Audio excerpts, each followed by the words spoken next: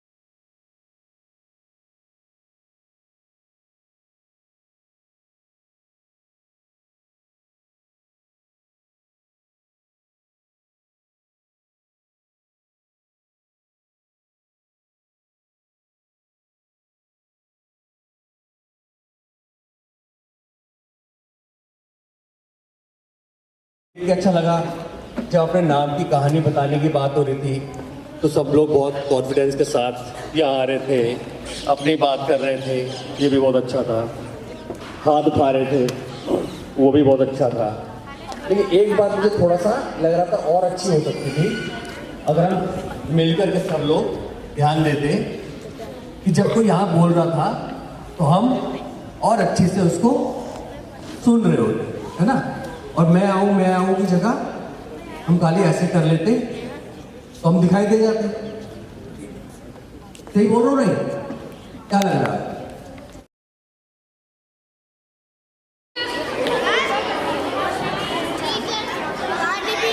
Please listen everyone. एक wait वो भी कुछ है ना, उसको सुन लेते। टीचर्स को परेशान कर सुन ले, उसको सुन ले। हाँ अच्छा, अभी आपको अपने फ्रेंड्स को ना थोड़ा रिक्वेस्ट करना पड़ेगा कि वो आपकी बात सुन ले। क्या उनकी बात सुन ले? प्लीज एक सेकेंड।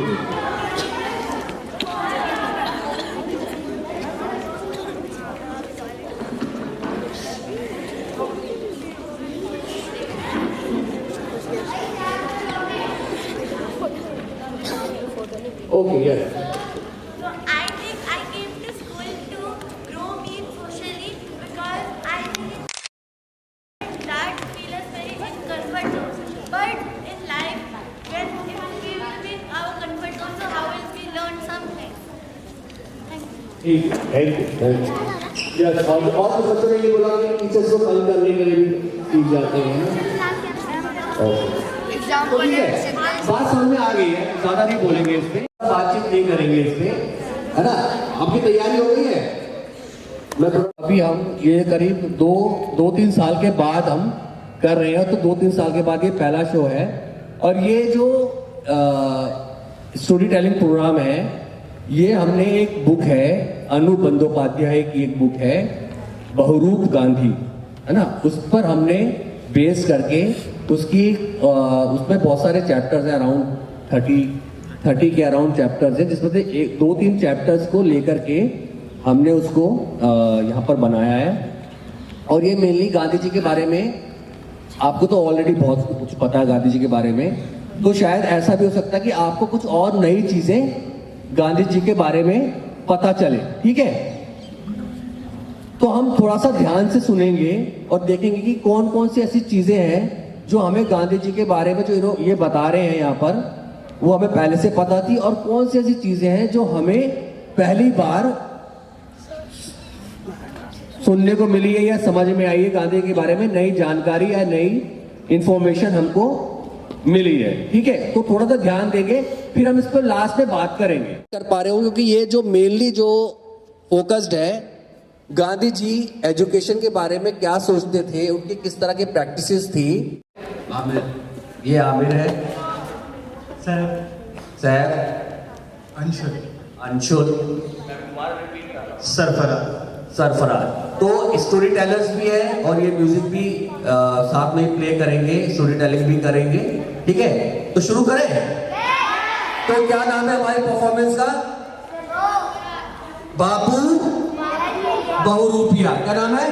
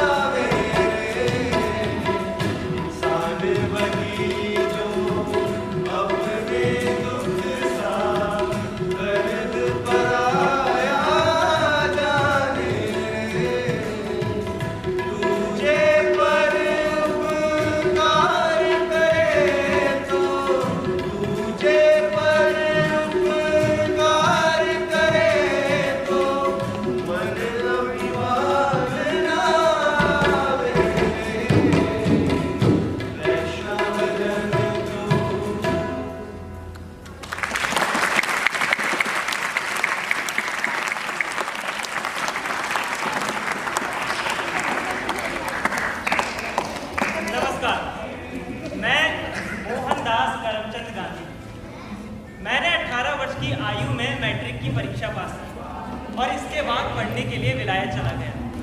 कट्टर नेम धर्म और खोड़ बनियों की जाति में मैं पहला हूँ जो पढ़ने के लिए विलायत जा रहा हूँ। लंदन के इनर टेम्पल कानूनी संस्था में भर्ती होने के बाद में जान पाया कि कानून की परीक्षाएं पास करना तो बहुत ही आसान है। कोई भी छात्र पाठ्य पुस्तकों के नोट 2 महीने में पढ़कर आसानी से परीक्षाओं को पास कर सकता है, लेकिन नोट्स पढ़ने का ये आसान तरीका मुझे नहीं भाता। मुझे परीक्षकों को धोखा देना पसंद नहीं। मैं चाहता हूँ कि मूल पाठ्य पुस्तकें ही पढ़ूं, और उसके लिए मैंने कानून की कई मोटी मोटी किताबें पढ़ी जो कि लैटिन भाषा में थी, और उसके लिए मैंने लैटिन भाषा भी सीखी। गांधी जी, आपने पढ़ाने का काम किया? मेरी पहली छात्रा मेरी पत्नी कस्तूरबा थी। मेरा विवाह 13 वर्ष की आयु में ही हो गया था, जब मैं स्कूल में पढ़ता था, किंतु कस्तूरबा निरक्षर थी। मैंने उसे एकांत में पढ़ाना चाहा, क्योंकि हमारे पुराने चाल के घरों में सबके सामने पत्नी से बोलने का रिवाज नहीं था। किंतु उस समय कस्तूरबा की रुचि पढ़ने लिखने में तनिक भी नहीं थी, इसीलिए शिक्षक बनने का मेरा वो प्रयास असफल रहा। किंतु 73 वर्ष की आयु में आगा का महल कैद के दौरान हमें अवकाश मिला, और उस समय मैंने कस्तूरबा को फिर से पढ़ाना आरंभ किया। बा को पढ़ाने के लिए उन्होंने महाभारत और रामायण की किताबों का संकलन किया और उनको गुजराती साहित्य, व्याकरण और भूगोल पढ़ाना शुरू किया। किंतु बीमारी और बुढ़ापे की मारी बा कुछ प्रगति न कर सकी। विलायत से लौटे बापू पर अपने घर के बालकों को व्यायाम और सहाबी ढंग से रहन सहन सिखाने की सनक सवार। चलो अब ऐसे करो। ये हम क्या कर रहे हैं बापू? इसे बोलते हैं व्यायाम। व्यायाम। हाँ, अच्छा ये बताओ कि खाना कैसे खाना? ऐसे खाते हैं? आज हम लोग एक नए ढंग से खाना सीखेंगे। नया ढंग? हाँ, यानी सहाबी ढंग से। सहाबी ढंग? हाँ, मान लो तुम्हारे सीधे हाथ में नाइफ है। नाइफ? नाइफ यानी छुरी। छुरी ठीक, और उल्टे हाथ में कांटे वाला चम्मच। अब चम्मच से ऐसे पकड़ो, ऐसे काटो, और ऐसे। हाँ बापू, हाँ, ये कट नहीं रहा है। अरे लेकिन तुम काट क्या रहे हो? चावल। प्ले उधर हो रहा है, शोर हो रहा है, डिस्टर्ब हो रहा है, क्या अंदर कर ले क्या उसको? चलने दे ऐसे। अच्छा एक काम करो, अभी रहने दो। जब शाम को हम लोग खाना खाने बैठेंगे ना, तब अच्छे से सिखाओ। ठीक? ठीक है बाबू। ये देखकर बच्चे उनकी ओर आकर्षित होते हैं और बापू के मन में ये धारणा बन गई कि वो एक अच्छे शिक्षक हो सकते हैं। मेरे शिक्षा के ढंग मौलिक होते हैं। साउथ अफ्रीका में रहने वाले भारतीय प्रवासियों को अंग्रेजी जानना बहुत ही जरूरी था। ये सोचकर मैं खुद ही उन्हें अंग्रेजी सिखाने को तैयार हो गया।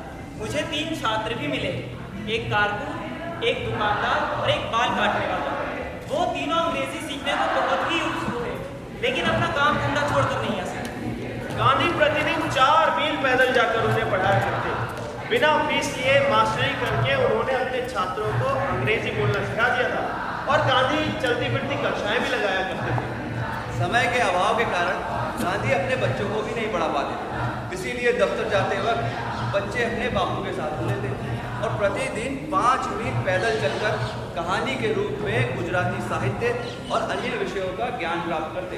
राजा की बड़ी बेटी बहुत ही ताकतवर थी और साहसी थी, तो वहीं राजा की छोटी बेटी दयालु और लोगों की सेवा करने में विश्वास रखती। तो बताओ, राजा को अपना उत्तराधिकारी किसे बनाना चाहिए? छोटी बेटी, बड़ी बेटी, छोटी बेटी, बड़ी बेटी, छोटी बेटी, बड़ी अच्छा बेटी। रुको, तुम बताओ बड़ी को क्यों? क्योंकि बड़ी बेटी बहुत ही ताकतवर और साहसी थी, और किसी भी राजपाट को चलाने के लिए ताकत और साहस की जरूरत होती है। जी नहीं, किसी भी राजपाट को चलाने के लिए सिर्फ ताकत और साहस की जरूरत नहीं होती है, बल्कि राजा ऐसा होना चाहिए जो जनता की भलाई के बारे में सोचे और दयालु हो। नहीं, ताकत और साहस। जनता की भलाई, ताकत और जनता साहस की भलाई। अच्छा रुको, एक काम करो, इस पर और विचार करो। कल हम लोग इस पर आगे बात करेंगे। ठीक? ठीक है। मेरा मानना है कि बच्चों को कहानियां पढ़कर सुनानी चाहिए, उन्हें कहानियां पढ़ने के लिए प्रेरित करना चाहिए, और साथ ही उन कहानियों पर उनसे बातें भी करनी चाहिए। ऐसा करने से उनकी बुद्धि का विकास होता है। बाबू, मुझे आश्रम से एक दिन के लिए वर्धा जाना है, अपने बाल कटवाने के लिए। पर तुम अपने बाल यहाँ भी तो कटवा सकते हो, यहाँ कोई बाल कटवाने वालों की कमी थोड़ी है, कटवाने वालों की। लेकिन बाबू, यहाँ सारे बाल काटने वाले स्वर्ण हैं और ये है हरिजन, तो इनके बाल काटना तो बहुत दूर की बात है, वो इन्हें अपनी दुकान के सामने तक नहीं खड़ा होने देंगे। ऐसा है? हाँ। तो चलो, तुम्हारे बाल मैं काट दूंगा। आप? हाँ, साउथ अफ्रीका की जेल में मैं अपने और अपने साथियों के बाद सिक्योरिटी गार्ड रखता था। ठीक है बापू, आपने साउथ अफ्रीका में अपने बच्चों को पढ़ाया वो ट्रेन ले दो। बच्चों के स्कूल जाने के सवाल पर झंझट उठ खड़ा हुआ, क्योंकि अंग्रेज के स्कूलों में भारतीयों के बच्चों को दाखिला नहीं मिलता था।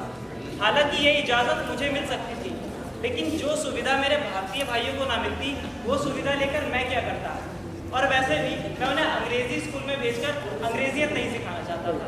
कुछ दिनों एक अंग्रेज महिला ने गांधी के बच्चों को अंग्रेजी पढ़ाना शुरू किया और बाकी विषय गांधी खुद पढ़ाया करते थे। अपने घर में रहने वाले अंग्रेज मित्रों और आने जाने वाले अतिथियों के संपर्क में आकर गांधी के बच्चों ने अंग्रेजी बोलने का अच्छा अभ्यास कर लिया था। फिनिक्स आश्रम में आश्रमवासी बच्चों के लिए गांधी जी ने एक स्कूल खोला, जिसमें वो स्वयं वहाँ के प्रधान शिक्षक और उनके साथी सह शिक्षक हुआ करते थे। जो काम गांधी खुद ना कर पाते, वो दूसरों को करने का उपदेश भी नहीं देते थे। किसी भी शिक्षक को अपने विद्यार्थियों के समक्ष आदर्श रूप होना चाहिए, क्योंकि अगर शिक्षक स्वयं भीरू और अनियमित होगा तो वो बच्चों को नियम या साहस का पाठ कैसे पढ़ा पाएगा। उन्हें जब भी समय मिलता वो कुछ न कुछ पढ़ लेते और उससे कोई नई बात सीख लेते। 65 साल की आयु में जेल में रहते हुए उन्होंने पहली बार आकाश में ग्रह नक्षत्रों को पहचानना सीखा। आश्रमवासी सभी विद्यार्थी धर्मावलंबी थे। आश्रम में शिक्षकगण अंग्रेज, भारतीय और जर्मन थे।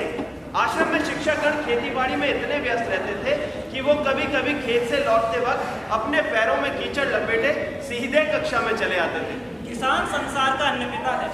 ईश्वर सृष्टि का पालन करता है और किसान उसका दाहिना हाथ। शहरों में खड़े ये बड़े बड़े महल, ये ऊंची ऊंची इमारतें, ये सब किसान की कमाई पर ही खड़ी हो रही हैं, जिसे रहने के लिए खुद एक टूटी झोपड़ी भी नहीं। जो समाज अपने किसान का सम्मान नहीं करता, भला वो एक विकसित समाज कैसे हो सकता है। गांधी जी कभी कभी छोटे छोटे बच्चों को अपनी गोदी में लेकर भी पढ़ाया करते। फिनिक्स आश्रम में चाय, कोको, कॉफी पीने की सख्त मनाही थी, क्योंकि इसकी खेती मालिक गुलाम मजदूरों से कराया करते थे। स्वस्थ और सफलता के लिए टेनिस आदि खेलों की बजाय गांधी जी ने दैनिक श्रम करने का नियम निकाला था। क्योंकि मेरा विश्वास है कि अगर 10 जने मिलकर खेल के बहाने काम करने का अभ्यास कर लें, तो वो आगे चलकर खेल खेल में बहुत ही बड़ा काम कर सकते हैं। पुस्तकें रटने के बजाय बच्चों को सचरित्र बनाना अति आवश्यक है। ये मानकर ही मैं उनके चाल चलन और मन के विकास पर अधिक ध्यान दूंगा। गांधी इसको भूले नहीं थे कि अपनी छात्र अवस्था में पुस्तकों की रटाई की वजह से पढ़ाई कैसी नीरस हो गई थी। इसलिए वो कभी भी विद्यार्थियों को किताबें लेकर नहीं पढ़ाते थे। वो विद्यार्थियों की बुद्धि के स्वाभाविक विकास को कुंठित नहीं करना चाहते थे। वो चाहते थे कि विद्यार्थियों को पढ़ाई भार न लगे, बल्कि उनको आनंद मिले। महज पढ़ना लिखना सीख जाना या हिसाब लगाना सीख जाना या किताबी ज्ञान प्राप्त कर लेने को वो शिक्षा नहीं मानते। गांधी बराबर ये भी कोशिश करते थे कि बच्चे सभी धर्मों का आदर और सम्मान भी करें। रमज़ान के महीने में मुस्लिम लड़कों के साथ साथ हिंदू विद्यार्थी भी रोज़ा रखते थे, और कभी कभी मुस्लिम विद्यार्थी हिंदू परिवारों में भी रहा करते थे। वहीं सब एक साथ भोजन किया करते थे। सभी शाकाहारी थे। सभी की एक ही प्रार्थना थी, और सभी विद्यार्थियों को माली का काम, बावर्ची का काम और बढ़ई का काम, सिलाई का काम और जूते सिलना तक सीखना पड़ता था। लेकिन बाबू, मुझे एक बात समझनी है, ये जूते की सिलाई से शिक्षा का क्या संबंध है? क्योंकि किसी भी छात्र के मन में किसी भी काम, किसी जाति, धर्म, किसी भी चीज़ को लेकर छोटा या बड़ा समझने का भाव पैदा ना हो जाए, इसीलिए सभी छात्रों को इकट्ठा करके मैं उन्हें गीता पाठ से लेकर जूतों की सिलाई तक ही सिखाता हूँ। लेकिन जूता तो चमड़े से बनता है, और चमड़ा आता है जानवरों से, और आप तो इनका खिलाफ। हाँ, आपने बिल्कुल ठीक कहा। इसीलिए मैं अपने छात्रों को हमेशा कहता हूँ कि हम जूते बनाने के लिए जो भी चमड़ा इस्तेमाल कर रहे हों, वो मरे हुए जानवर से ही प्राप्त होना चाहिए। टॉल्स्टॉय आश्रम में गांधी विद्यार्थियों को उर्दू और तमिल पढ़ाया करते थे, क्योंकि वो खुद भी गुजराती, मराठी, हिंदी, संस्कृत, उर्दू, तमिल, बंगला, लैटिन, फ्रेंच और अंग्रेजी जानते थे। गुजरात विद्यापीठ में गांधी विद्यार्थियों को उर्दू, तमिल, हिंदी और गुजराती पढ़ाते थे। प्रतिदिन शाम को कीर्तन होता था और पियानो पर मसीही भजन।